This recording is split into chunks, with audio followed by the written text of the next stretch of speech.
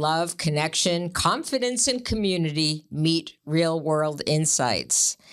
Our quote of the day: the meeting of two personalities is like the contact of two chemical substances. If there is any reaction, both are transformed. That's Carl Jung, the Swiss psychiatrist and psychotherapist. You know, dating has always been a reflection of its time period, from blind dates arranged by friends to handwritten personals to advice columns for the lovelorn. And now, swipes, algorithms, and artificial intelligence. How we find love has always reflected how we live, communicate, and connect. And nowhere is that more evident than in matchmaking.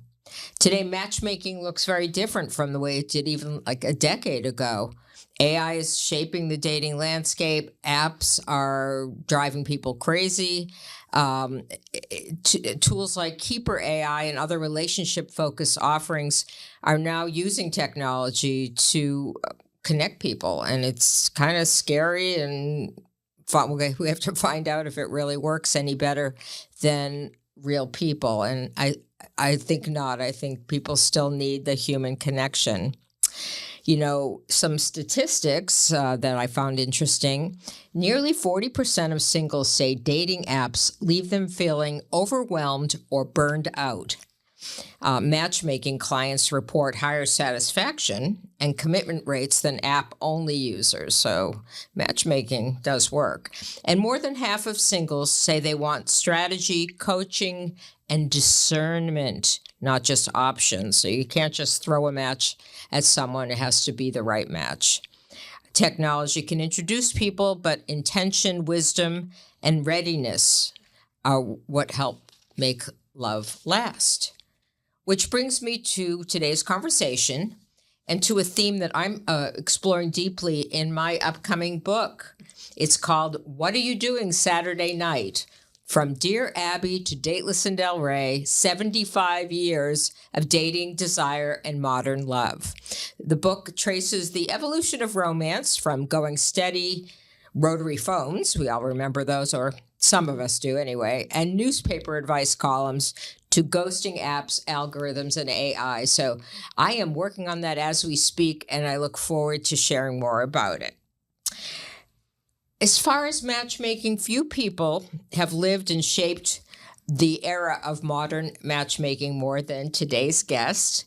Rose Lambert is one of Palm Beach's most respected professional matchmakers with decades of experience helping accomplished men and women find lasting love through highly personalized, intentional matchmaking.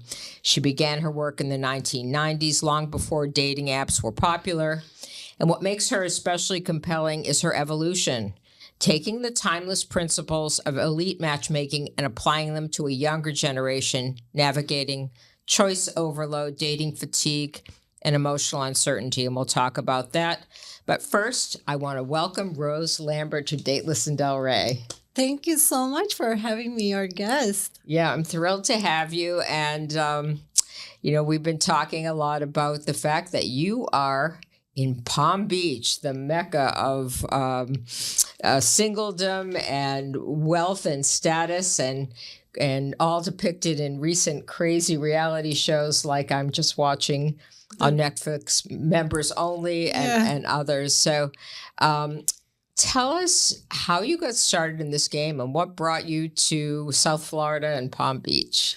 The wealthy people are usually the target because they have such a great life to offer, and everybody wants to have piece of their life, you know. So I started from many years ago. I used to own a couple of gas stations. One of them was nearby Stony Brook University Hospital, and there was a lot of doctors. And then the other one was... Wait, you owned... Gas station. Gas station. Gas station. You didn't hear wrong. I thought you said that. And then there's a lot of offices. Back in like 3 decades ago, there was no internet. There's no dating apps. And men used to ask me, "Is any beautiful ladies? Can you fix me up with somebody? I don't have time to go out to the bars." So while are you pumping their gas while you're talking about I was the owner. Yeah, I was the owner. They were like my good clients.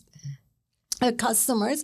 So I was matching so many people. When you match them, whatever happens, and because you know them so much and you just put them together, whenever they have a problem, they come back to you too. So I become their Yeah. counselor too. It's a double-edged sword, as we say. I mean, Yeah. so even some of them years later, they find me. It's like whenever they have a problem, I guess they feel that closeness. They start with you, and then when something goes wrong, and they come back to you, I'm like, no, there's no refunds, and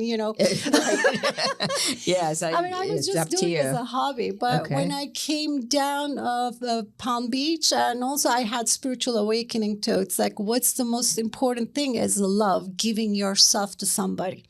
And so How old were you, if I can ask, when you had your spiritual awakening? in my 50s, I'm going to be almost 60. You are?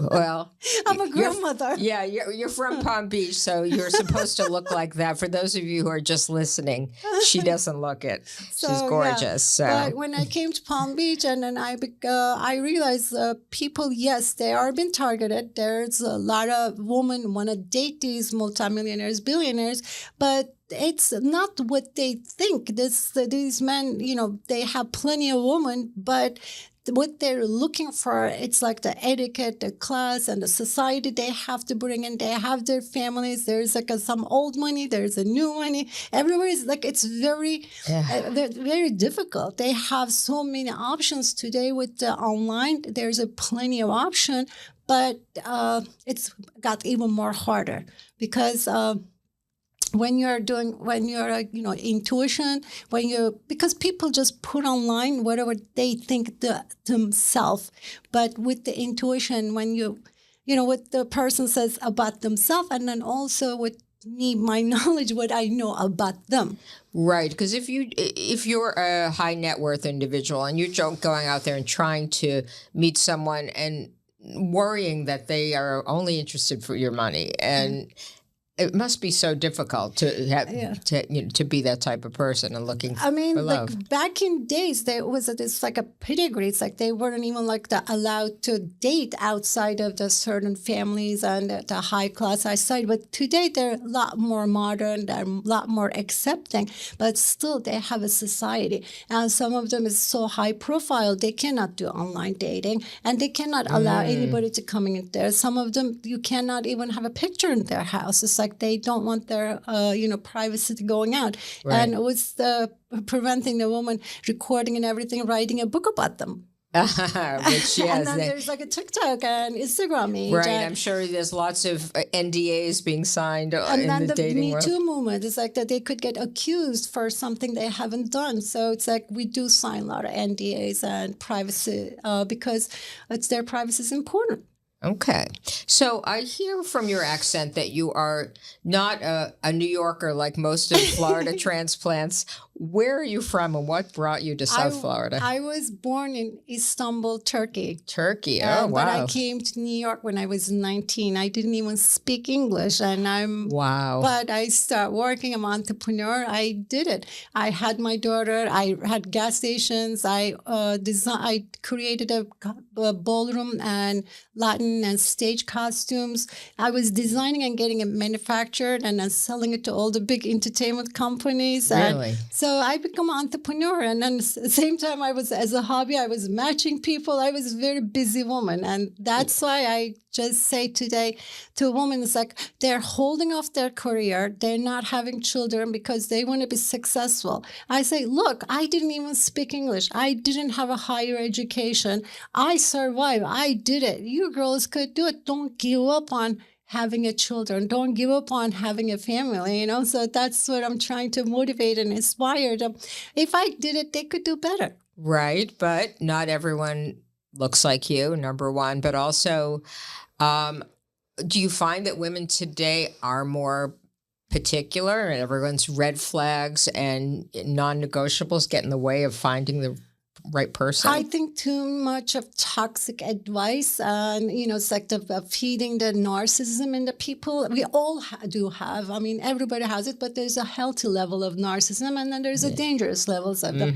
And they're like even the littlest thing. Oh, did he drop his socks on the floor? Just leave him. It's like every little thing. I mean, did he just cough? Said didn't say I'm sorry. Just leave him. He's rude. It's like just keep bombarding with these advice, and some of those advice are very harmful. I think it's like we are supposed to give, and the relationship teaches us giving and sharing, and people are become very selfish, and individual living is great. I know it's wonderful. You don't have to share anything.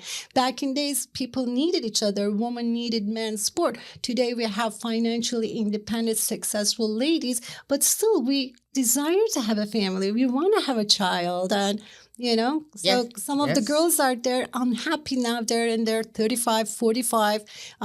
They regret their decision, but they don't share it on the social media because nobody wants to share their regrets. They only want to share their vacation, how beautiful their life, and they don't want to show that side of it.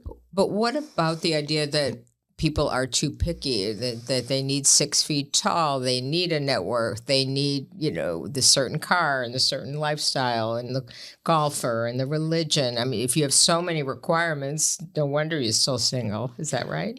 That's a lot. And now what they doing is, and then also they still think men should hire a matchmaker, and fine. But every woman wants to date that 6 foot tall, 7-figure income, but 90% of the, that's like how many percent? It's like 10%, maybe less than a 10% in the society. Right. I think 14% of men are over 6 feet or something. And then the income, you put because it could be 6 foot, but he doesn't have the income. They don't want it. And then if you just remove from these, like the ones taken, like there's not so many men. So all that man getting all this woman. Because he's not looking if he's accomplished, he's not looking for a rich woman. He's looking for a nice woman. So all income levels, all the women, every woman wants to date those. So these guys are tired. It's the best time to be the wealthy 6 foot tall man now. Really? Oh yeah. Oh. They have all the girls, and then but the women still think men should hire a matchmaker. I'm like, girls, are you nuts? I have 3,000 women in my database. I only take like 4 clients for a year, men. You only take 4 men clients a year because it's a lot of work. So I have to interview so many women. But what I do is I get all the guys in my network. I say, join my database for free. Because it's like I want to offer extra, and then I take coaching clients and I do the introductions so more people could benefit. So you do coaching, individual coaching? I do group coaching because I was doing individual, but it was taking too much time. Now I just like to try to do it all, and then also from one of them story, other one could learn too. So we don't have to. I don't want to do too many hours. So I like to put all the girls together, weekly coaching, and they could learn from each other too. It's like because if one of them having a problem, and I also teach them how to become their own matchmaker. Oh, become your own matchmaker, really? Can you share how we do that? Because a lot of time it's like, like recognizing, what you're looking for. It's like they only focus on what they want from the relationship. And I teach them what you're bringing. Just recognize, what you're bringing. It's like, it's a negotiation. It's like a kind of like, when you open up a business, and because a lot of these girls are in business and they know how the business works, it's a partnership, and you're becoming a partner. And so, it doesn't have to, maybe you want a provider husband or a partner, but he's going to provide. But okay, what you're going to give, and if what his needs are, kind of learning how to be considerate, And then also, a lot of them, they don't know how to market themselves. I say it's like the matchmaker is like a kind of like, the real estate. It's kind of like I feel like I'm a real estate agent. I help them to have to market themselves, have to represent themselves. It's so funny you say that because I had this idea for a dating app called Real, and it was based on the real estate model, and it had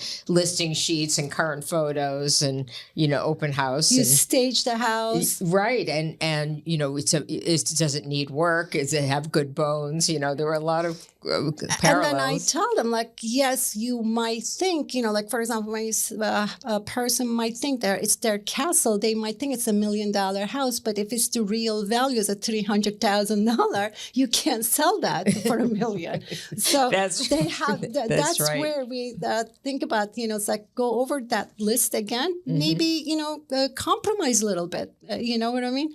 Right. Because you sometimes when, you look at it doesn't have curb appeal, but then when you go inside and you see how comfortable it is, then you find it's it's not house. Like, we got to love ourselves, of course. We got to be in a good place. Also, sometimes women are so like stressed out and they're just tired and they're like kind of rushing in to get that. That's the wrong time too. You got to be in a good place and you got to know what you're bringing and you got to know what you're looking for. Because if you're just looking for a 6-foot tall man and with a certain income, that's not. But how about the life goals and lifestyle and are you going to be common values? Common values, yes, all core of that. values. And now today it's like even if the political views makes a huge difference. Oh, politics is a huge issue that never existed before. That's a perfect example of the changes that I'm sure you've seen over the decades in dating. 20 years ago, we didn't really care if someone was a conservative or liberal or anything in between. So today's an important topic and we have to ask. Yes, and it's almost more important than religion or money in some ways in today's world. Yeah. So getting back to Palm Beach, so as I said, I've been watching members only. You tell me these ladies are your friends and they're really like this? I actually posted with one of them, the Roslins, like we were at the party and then some of the other girls were there too. Yeah. Yes. Oh my gosh. So working with that caliber of people must be have its own unique challenges. They're beautiful. They're fun, and there's always some party going on, and it's wonderful. It's doesn't Rosalind? Isn't she on her 5th husband, if I'm not mistaken, or one of them? No, Rosalind's been actually. Oh, she's the one that got outed from the party. She was excluded from a party, I think. I haven't watched the show. Oh. I haven't watched the show. Yeah. I know the girls, and like the Gail is like one of my good friends too. It's like, and I know them all, but yeah, because of, we did have one fundraiser, and last time I saw them over there, but I didn't have a chance to watch Sword Girls. Yeah. Yeah, you should watch it. It's quite, quite interesting, the fact that, you're in that world. So, but do you work with, quote, regular people just in, Boca del Rey or anywhere in between that are looking for just a nice guy or a nice woman? I charge a lot, so because I say I just only take 4 men. It's like that's so a good financially. Point. Yes. And you don't charge the women. I don't charge the women. I just take them as a coaching client, and I have a club, and then I introduce them for free of charge, but they have to be club member. So they get coaching, and then I get to know their personal. So because if you don't know somebody, you cannot market them. You cannot, how I match people. I match people I know. It's just putting 2 profiles together. It's what's the difference than online dating? You know what I mean? Right. That's why I like to get to know. It's like, it's good for me if they're in the club and if I'm meeting them weekly, I don't take too many people. So each person I will have time to get to know. And so this way I am learning about her, what makes her happy and what's her, problem areas and what type of man will be great for her. So when I meet somebody like that, or if I know someone and I'm like, okay, I know somebody, it's like, that's how it works. Sometimes also there's a certain type of woman that this very wealthy men are looking for. I'm always looking out, even though I don't have the client at that time, because they have this type, they're like this high value woman. it's like I just like keep eye on it, and then when I got the client, I'm like, okay, I have. It's like when I sign up a client, I usually have 3 women in my mind. And Wow. yeah, Okay. I do use my, it's like on my social media, and or I go to these events, fundraisers. I'm always like snooping around. Sometimes I go to them and I say, "Are you married?" Like these days, like I said, no, don't worry, I'm not hitting on you. I'm not gay. It's funny. I'm a matchmaker. Right. This art imitating life. The movie The Materialist with Dakota. What's her name? Dakota Johnson. Yeah, she would do that. Come up to people as a matchmaker and say, "Are you single?" Yeah. So you must have an eye for what you're looking for, the type. Yeah. And then also I with my club members too, I say it's like become a recruiter. I teach them how to approach, and I say it's like if you like the guy, there's a good way to conversation starters. A lot of people when they become single, they try to become a matchmaker. Right. And then later on they quit, or because if you want to really make money, you don't become a matchmaker. I was an entrepreneur, because I'm kind of like, I was retired and I came back raising money for the great cause and hanging out with the beautiful people. And that's why I'm doing. But as a business, it's not the type of business you could, because it's very time consuming, you need to get to know your clients. Right. And you have to do a lot of interviews, because if you just put 2 profiles together and what they put in the information, it will fail. And then I do a lot of coaching too. Even after you introduce the people, that when the newness starts fading away, that's the time I do coach a lot, my couples. And when they're trying to find the problems to break up, I put it back together. Oh, wow. So you're a therapist I teach them how to stay together, problem solve, because people don't know problem solving anymore. Oh, interesting. Because replacing one another, it's easier than working through their problems and then misunderstanding one another. People jumping into a conclusion. Like, for example, just this recent couple I put it together. She told him, "You might be a little older for me," but because he was looking for somebody a little older, she's like little younger than him. But he was start thinking, but she was meant because he was looking for a little older. She wants to level up to him. Do you know what I mean? Yeah. So he kind of misunderstood that. It's like just keep fixing those misunderstandings, and because sometimes men doesn't just they don't want drama. They just don't say what they thought about it, and they just move on. Yeah. But when you have somebody, back in days, your friends fix you, your relatives fix you. It's like, that's how I did it. And that's how I'm doing, like the old fashioned way. So old fashioned fix up. Yeah. The matchmaker in the village, I still do it that way. So I like to keep friendship. It's like everybody I match and we become like a friends. And that's how it is. And that's why it's working, because that's why I don't like to take too many clients. If I keep my price low and have too many clients, I can't build that relationship. Right. I would not able to know. I cannot spend that much time. Then it won't not work. Right. So you're not going to be someone that our listeners could engage in, in a large group, but the skills that you teach are relevant to everyone, right? But I do have a big network. I graduate also. Yes, I was matching, but when I wanted to turn into a business, I said, okay, I was matching, but I don't know the business side of this, how this works. Right. So I went to Global Love Academy and I got graduate from there. And everybody who graduate from there, we are over 1,000 matchmakers. We network. So sometime other day, yes. Nice gentleman called me and he didn't have the $50,000 to pay me. So I said, I got his information and I'm passing on to other matchmaker. Right. Yeah. I've heard of the Global Love Academy. Yes. I think there's a couple, Fast Pass to Love, Jennifer Fast, and they do Jewish matchmaking. Yeah, we're a big group, and we have one conference in London, one in New York. We meet, and then we collaborate. We have a kind of, how the match realtors do. They have MSL listing. It's like we help one another too. The matching each other's clients also. So cool. So it is cool. Mm-hmm. We help one another. We don't compete with each other. Right. We help one another. So it's Right, like when because you hire one matchmaker, you're hiring 1,000 matchmakers. that's so good because the odds of your soulmate being within a 10-mile radius are, I'm sure, a lot lower than if you can leverage the efforts of many Especially when we people. are like dealing with the high-end client, they do travel, like they're in the summertime in Hamptons and, Aspen and the London, Paris, Palm Beach, Miami. So we need to collaborate because there's not too many that type of that caliber people, and we know it's like we have that type of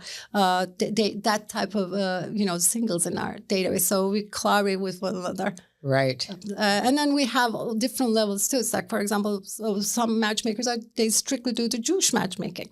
Right. And, it's like, there's a matchmaker for all, like for a Christian matchmaker. Right. So niches or generalists or and then the higher end. Spiritual matchmaker. Yeah. Right. Luxury matchmaker. Right. Yeah. Because if you are spiritual, as an example, you're not going to be good with someone who's an atheist or, devout Christian, perhaps, that type of thing.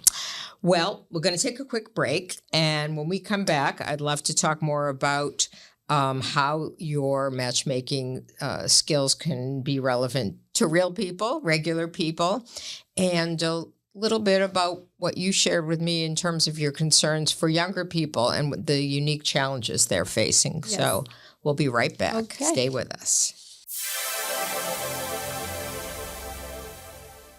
And we're back with Rose Lambert, exploring how matchmaking has evolved and why younger daters are struggling more than ever. I've actually read that young men are having less sex. Is that true? Than the previous generation at their age?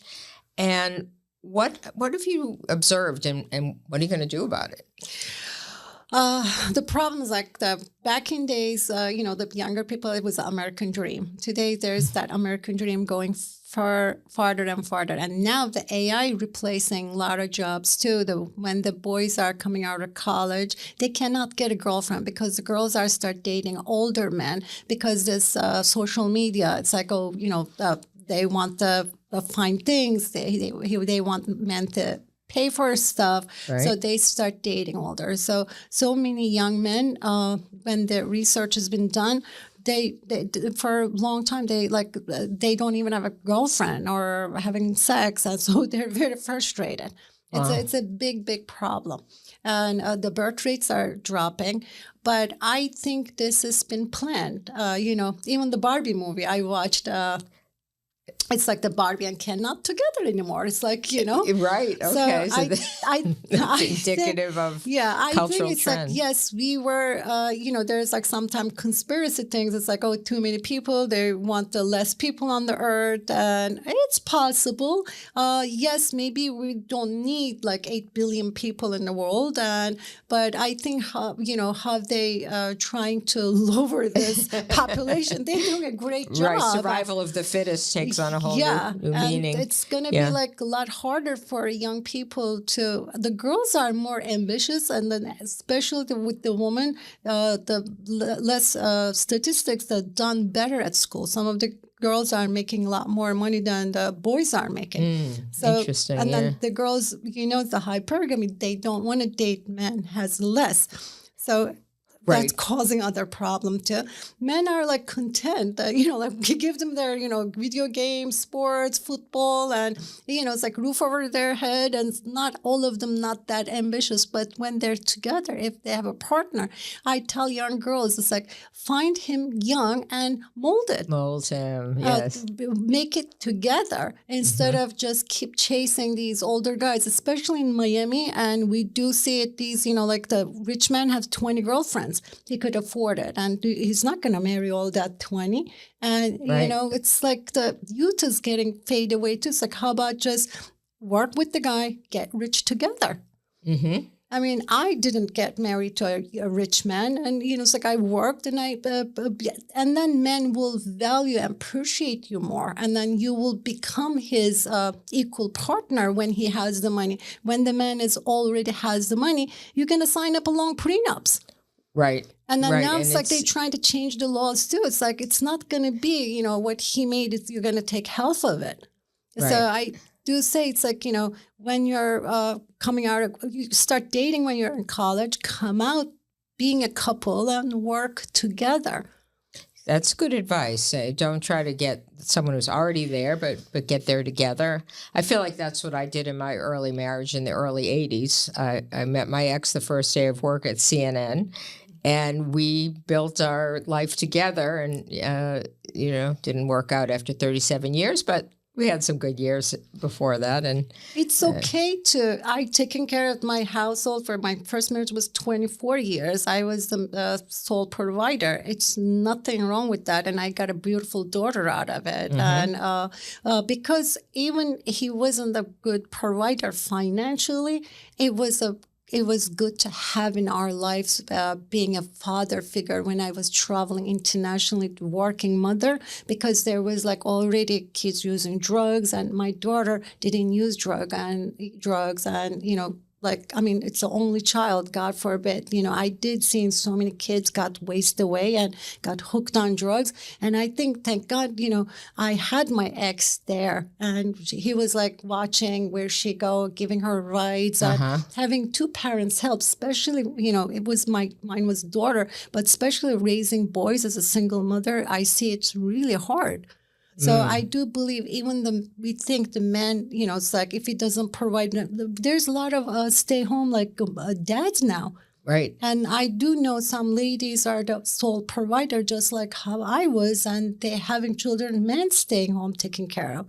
And, I do believe partnership. And then also when down the road, he will respect you more. You will have, you going through life together, growing together. Right. But when he's the provider, there's always that the relationships are kind of not equal, Right. It's a slippery slope, as they say, because you want the man to be respect you, but also to be a masculine and in some ways dominant in certain areas, and then in other ways. The money. Sometimes they think it's if he doesn't have the money, I cannot respect him. He is not the provider. No, he could be a provider still, could do a lot of things. Yep. And because it's not just about I was a good financial earner, but it doesn't just taking care of everything, just having the finances. You still need the father figure sometimes. I mean, sometimes the ladies young ladies could not agree. But now, from that marriage, I have almost going to be six, grandchildren. 6 grandchildren. Yeah. That's amazing. I mean, just one daughter. But, when I'm looking back, that was the greatest accomplishment because money, business, it just fades away. It's like when you have it, it's not that important anymore. But the family is really important. That grandkids and, it's just, you can't put a price on that. Right, totally. So getting back to young people, I had a guest, Joshua Shea, on a few weeks ago, and he was talking about porn addiction and the effect of that on young men specifically. So the technology has really played into this problem, hasn't it? And then we do see around the world a lot of violence with the young boys, and because they're frustrated. And then when the man is young, go frustrated, like a lot of porn addiction, and then also school shootings too. Yeah. It's like a lot of horrible things. It's like because there is no love. Sometimes those kids are even, parents are too busy trying to provide and they don't receive love. And then if they don't have the money, cool clothes, maybe at school, they're not building friendship. What's happening? They're pushing to isolation. What the isolation does is mentally damaging. Right. And the social media, the Snapchats and things where they're exposed to so much so young, and it can't be good for their brains and their development. It's and then I forgot what's the name of this. The with the girls they teaching now it's OnlyFans or something like that. The woman is displaying her body, and I mean, come on, it's it's just the easy way out instead of. But I say it's how about two of you? Find a place, work together instead of one person. It's expensive. Maybe you can't get out of the parents' house, but if two people work and you could make it together. And I do think that's better than, selling your body to so many people Right, to on subscribers on OnlyFans. subscribers. Yeah, it is crazy what people will pay for and then what people will do for money. And I guess it's universal in some ways, but it's pretty I am also shocking. spiritual, and I think something going to happen. I do predict, because there's a lot of people spiritually awakening. That means what's the awakening? It's like they start seeing signs, and then they start having downloads. And I'm thinking it's like, why all these people are awakening? And when after it happened to me, I realized there was a lot more people. And because I think people just finding excuses for the churches and religion, and maybe with the spirituality, because spirituality respects all the religions and tries to understand, but believes in some higher being. And I do believe in the higher being. It's like I don't belong to any religion, but there is a higher being. And, we have to believe something. We got to be saying, it's like, okay, this is not cool. This is not good. Everything cannot, do you know what I mean? There's the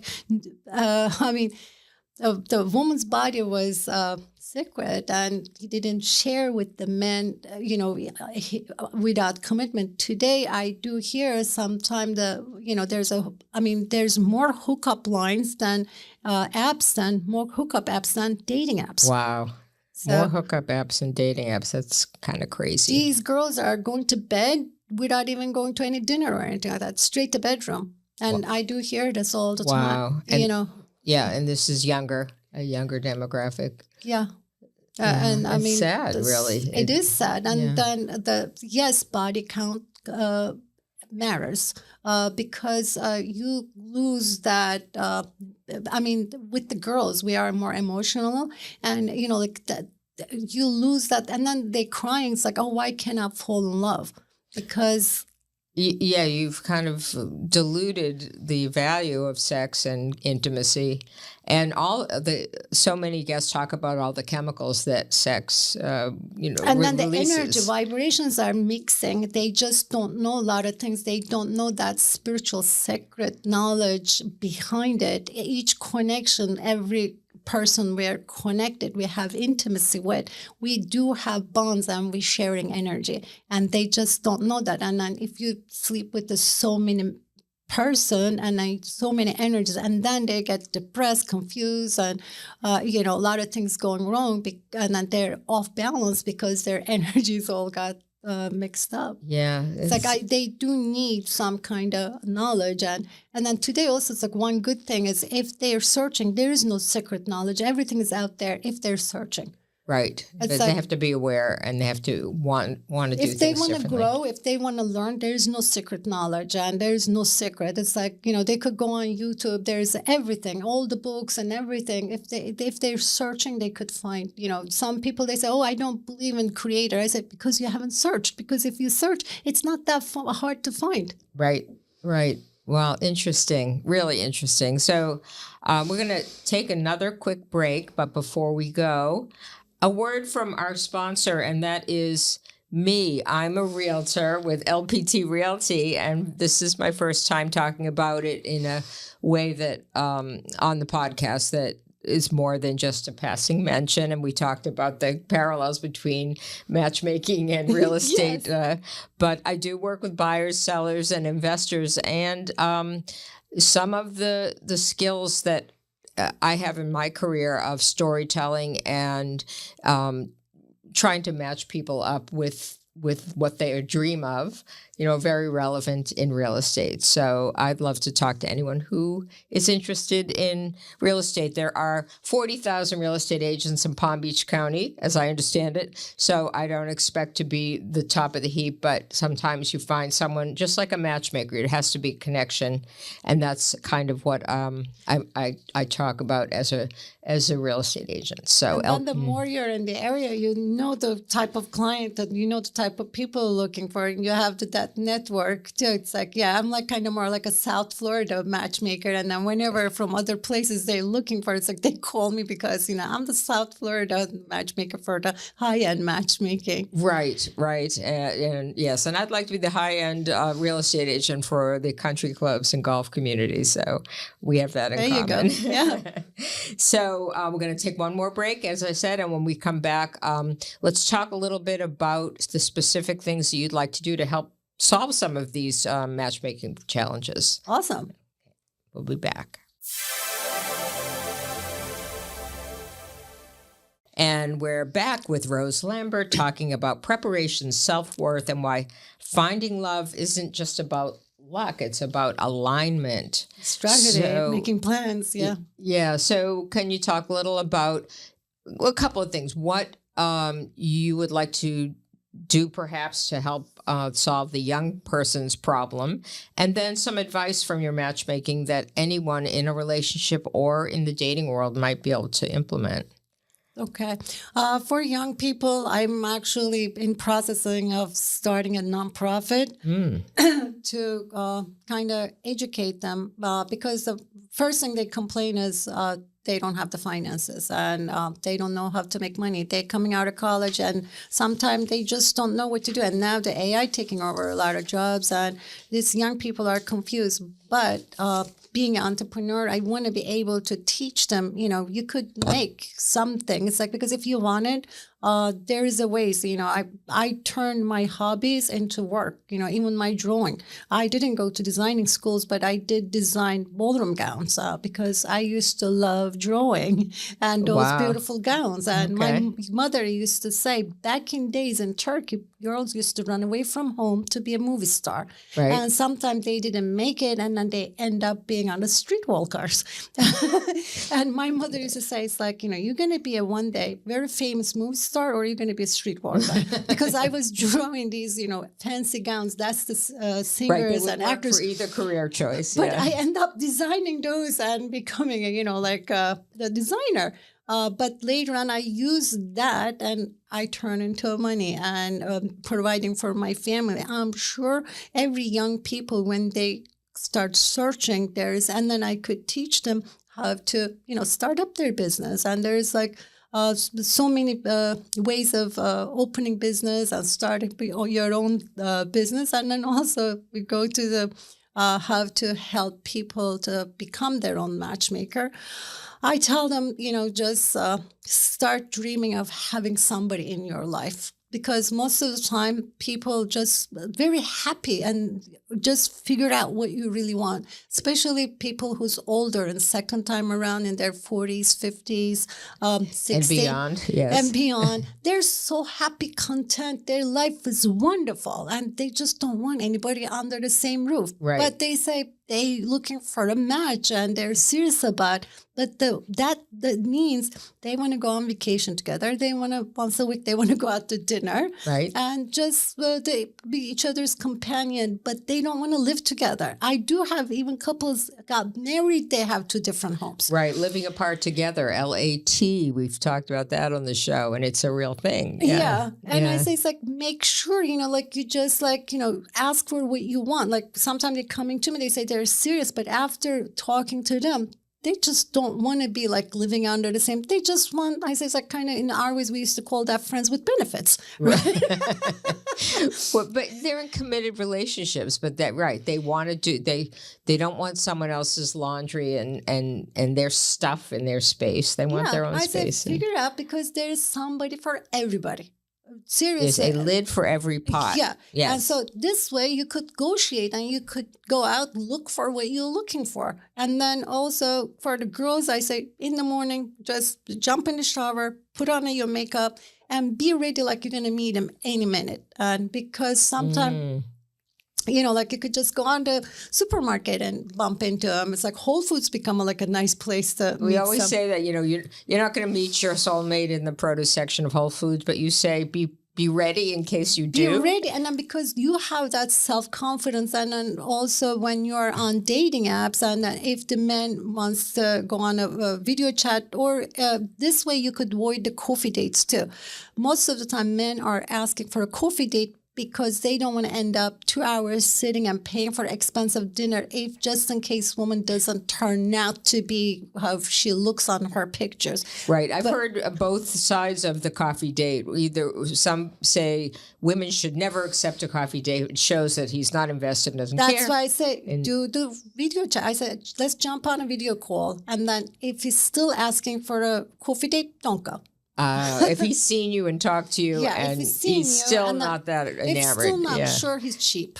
Yeah. So, but the only way to avoid that is like, so you'd give him a pic, because a lot of women are editing their pictures, and I swear they're in the picture, they look like their daughters. Right. You know, so they don't look like 60-year-old woman. They look like 30-year-old. So, I mean, some women they really look like a 30-year-old with all the plastic surgery. Right. And especially those Palm Beach ladies. Yes, they do. Fabulous. You cannot guess people's age anymore. And that's why it's like, I'm like, when somebody's like, how old do you think I'm? I say, I don't know.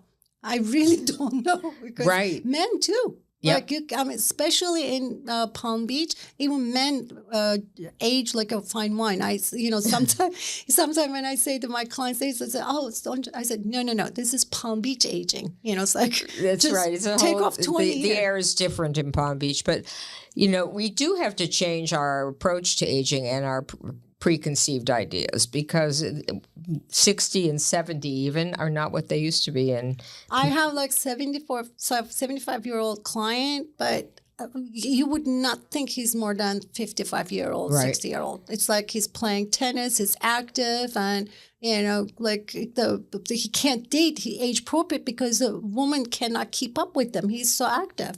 Yep. Yeah. Exactly. On the show Members Only, the reality show in Palm Beach, they had 2 ladies playing pickleball, but they looked so fabulous that their outfits had to be $1,000. Not like when I play pickleball in my, shorts and a T-shirt. So it's a different world, no doubt. You have to take care of yourself. I think it's like when you're there, it's like, yes, when I first came in, it was like kind of different. First, I actually kind of resisted. And then later, I kind of like it. And now I'm like, oh, it's just another day, Right. Yeah. Well, like nice work if you can get it. Why not? Everywhere is different. I was in Long Island. I know the Long Island, it's like the Hamptons. And then I lived in Miami for 5 years. And then from Miami, I came to Palm Beach. And everywhere's style changes too. It's like in Miami, the dresses are like kind of like size of the napkins. And you feel like really old. And especially when you're after 50 in Miami, you will feel like, oh my God. And my ex-husband used to say, it's like when coming to Miami, it's like, I don't feel like this is like America. I'm kind of like feeling like I'm like outside of somewhere. It's like some Latin country or something, because it's like all people from all different nationalities, a melting pot over there. Sure, and Miami certainly is like that. If you don't speak Spanish, it's like, you're just really hard to, make friends. Right. Interesting. So if I can ask, so you mentioned your ex, how long have you been divorced, and are you amicable? My first marriage was 24 years. That was a horrible, it's like, he was kind of like narcissist. He was like with the Muslim beliefs. He grew up in Turkey. He didn't believe getting divorced. He used to say, you come with the wedding, you go out with the funeral. There's no divorce. Oh, that would have been good to know before you tied the knot. But that was like, I was 17 years old when I met him. But after my divorce from him, and I dated all, like, I dated multimillionaires, billionaires, and everybody, because I was matching people too. It's like, and then I hired a matchmaker too, because I knew people in New York, but I didn't know outside. Oh, so that's smart. The matchmaker's matchmaker. Okay. Yeah, I hired a matchmaker too. It's like, so I dated all, and then I turned around and married my chiropractor. He didn't have money. But when we were married, and, I helped him with his business, and he grew. When we got divorced, he had a lot more money then, but we signed up a prenup. Everyone said, oh, just protect yourself, sign up a prenup. So I didn't force it. If I forced it, I would, but no, it's like we had a good time because of my spiritual awakening kind of was a part of it. Like, I need to be on my own. And because when you become spiritual, you need to spend more time into more learning, and more you learn and you realize and you don't know nothing. And then when I look at the people, it's like, like when you see the ants, like they're so busy and they think it's like all the humans are like that. And we have so much more outside of us, outside of what we know. And the more you start learning those, and then I do the matchmaking too, because I learn how important it is. And so that's yes. Very interesting. You don't often hear about spiritual informing a business decisions, but it sounds like it does. Everybody goes into teaching, but there's so many spiritual teachers, and but the love is the main thing. The God is love. The Creator is love. So, and then for the person to create that love energy, you can't, you got to fall in love to do that. And and then that was something I did as a hobby. And I said, I thought maybe Source was, Creator was teaching me, molding me to do this. So I do enjoy doing it. And now I want to help the younger people too. I feel like, it's kind of like not everybody lucky enough that when they get awakened could go move to India and leave the Western world. I have my grandchildren, I have my friends. I consider myself like a kind of modern day monk.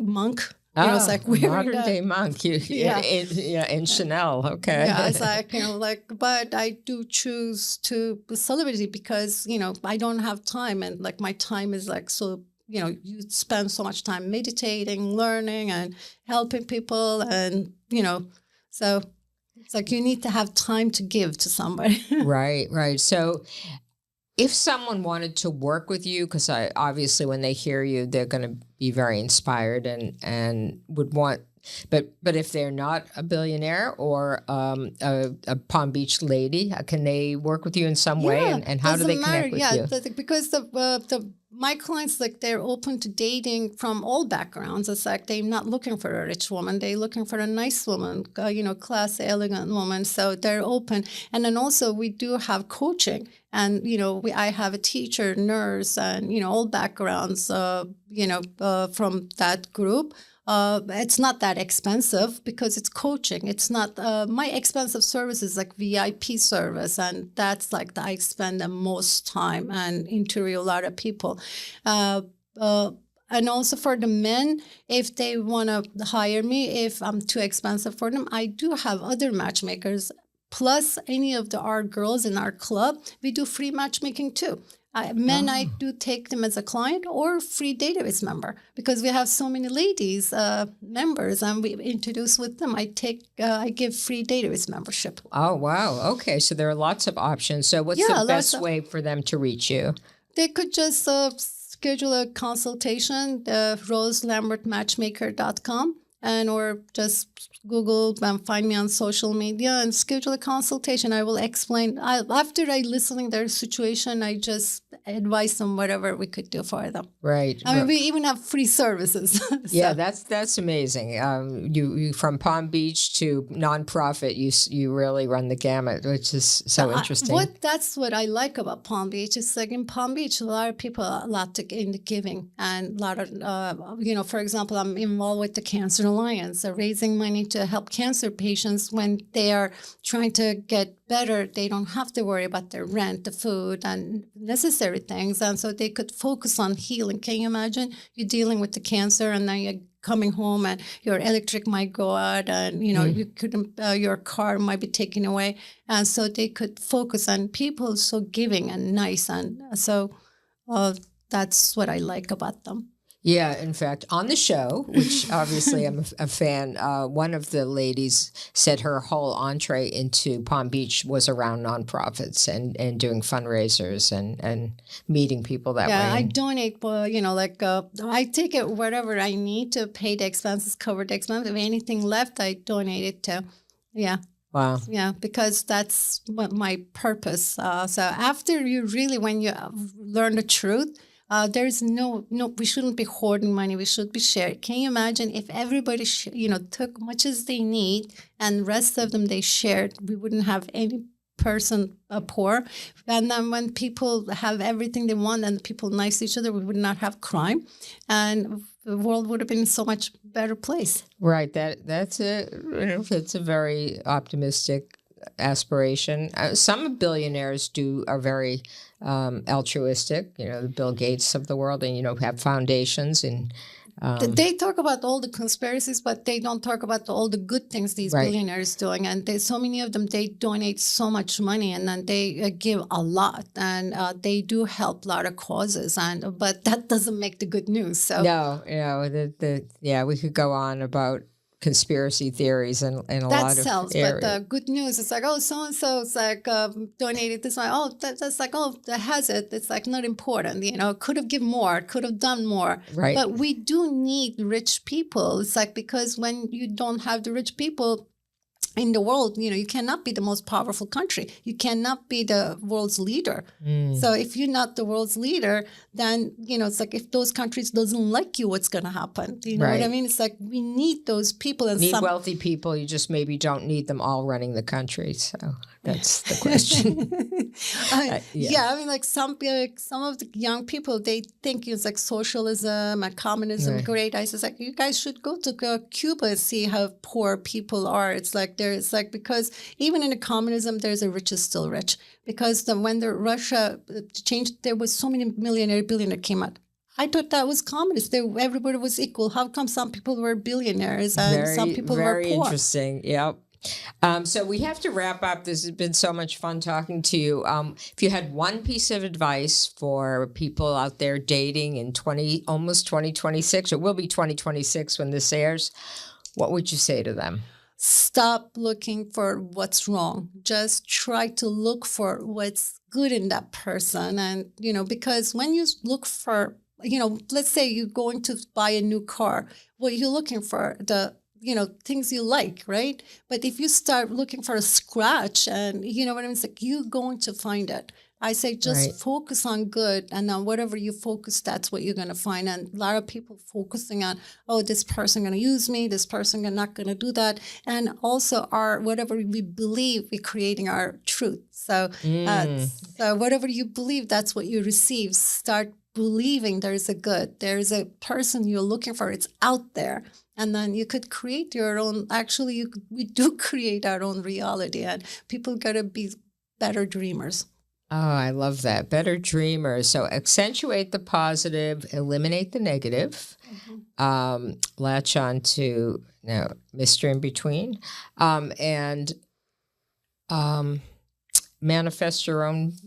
And don't be destiny. scared from the silence. We are constantly we want to be busy, constant instant gratification, constant entertainment. It's good to take little bit time off to listen your own thoughts, and instead of getting influenced by social media, TikTok, Instagram, YouTube, just focus on your own goals and start dreaming, start creating your own dream. Because I'm telling you, because with being the spiritual awakened too, we do create our own reality. And that's how I did it. Being an immigrant woman, nobody's helping. And how do you think I just got everything? I'm a good dreamer. Yes, and amazingly successful, and a great and inspiring story. So it's like, even though with the America's being, it's like that American dream. Like, if you can't dream, you can't receive. It's like how America was built, with the dream. Yep, and you've lived it, and you think it still exists. But we forgot how to dream because we're too busy just constantly watching and constantly getting that toxic information in and negativity. And we just forgot to have to focus on our own thoughts and creating that beautiful dream for ourselves. Okay. Well, Rose Lambert, thank you so much for being here. This has been such a fun conversation. Really appreciate you sharing your wisdom, your history, and your vision for matchmaking, and also for being a better person and being a more enlightened person in the world. Your work reminds us that love isn't a lottery. It's a combination of intention, readiness, clarity, and courage. So again, if you want to reach Rose, you can reach her at roselambertmatchmaker.com or on her social media. She's very active in social. And if today's episode helped you, I hope that you will share it with a friend. You can email me at susan@datelessanddelray.com, or susan.shore@lptrealty.com if you suddenly need a home. And if today's episode resonated, also, I hope that you will watch for my upcoming book, What Are You Doing Saturday Night? In the meantime, stay happy, stay open to love, and thanks for being here. Thank you, Rose. Thank you for having me. It was a pleasure meeting you, and it was my pleasure to be your guest. Thank you. We'll see everyone next time.